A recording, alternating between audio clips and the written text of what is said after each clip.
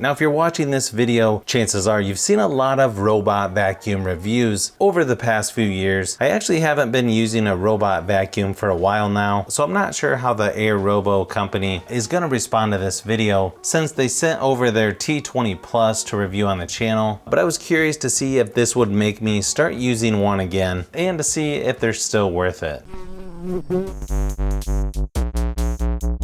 I have to admit, there's a lot of good features with this robot vacuum. It's currently on sale for about $280 as of this video, but I'll leave a link down below with current pricing and more information. So it is actually a little more affordable than a lot of other robot vacuums, considering some are more than $1,000 now. But the nice thing about this one is it has a self-emptying base. You can get up to 60 days before it needs to empty the bag. They also give you a couple extras in the box. Another nice thing about a robot vacuum like this is it's got the LiDAR navigation, so it can do room mapping while cleaning. This one also has a physical remote control, which I always like just in case you don't have your phone nearby. This robot vacuum also runs up to 180 minutes before it goes back to charge, and it can clean up to 2,200 square feet. It can also climb thresholds up to 0.8 inches. This one also can mop, as you can see by the Velcro pads that stick to the bottom. I have wood laminate flooring that you're not supposed to get wet, so I'm not sure how much I would use that feature, but still nice to have depending on what types of flooring you have. It also has no-go or no mop zones as well. It works on 2.4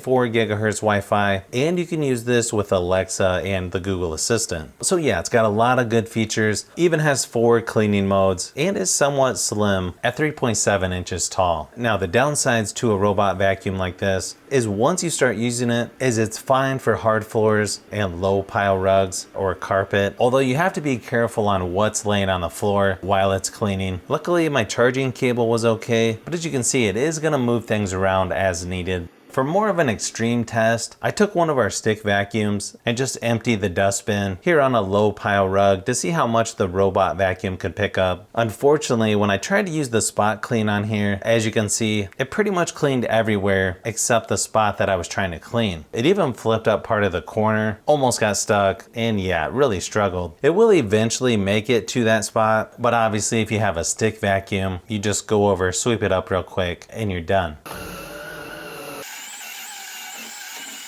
Also, if you have a really thick rug, like the one shown here, this robot vacuum gets stuck almost immediately once it goes over it. I think a robot vacuum like this could work for some people, especially if you have mostly hard floors and low pile rugs. But I think a lot of it depends on what your setup is like at your house, because this one kept getting stuck by our love seat where it's plugged into the wall. And again, it kept getting stuck on the thicker rug that we have. So after using this robot vacuum for a while, I feel like I'm gonna continue to use a stick vacuum or our regular upright vacuum, even though I would prefer to use a robot vacuum in between cleaning. Again, it's probably going to depend on what your setup is. I just know from experience using several different robot vacuums, they can be pretty finicky at times.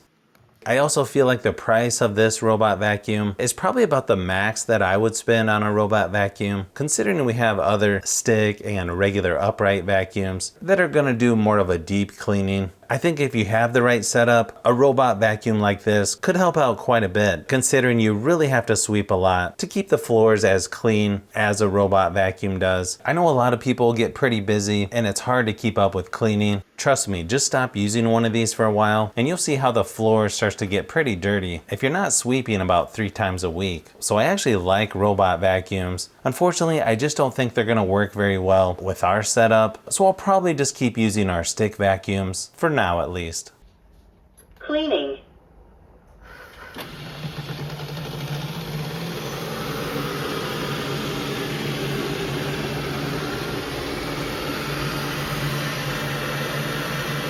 Repositioning.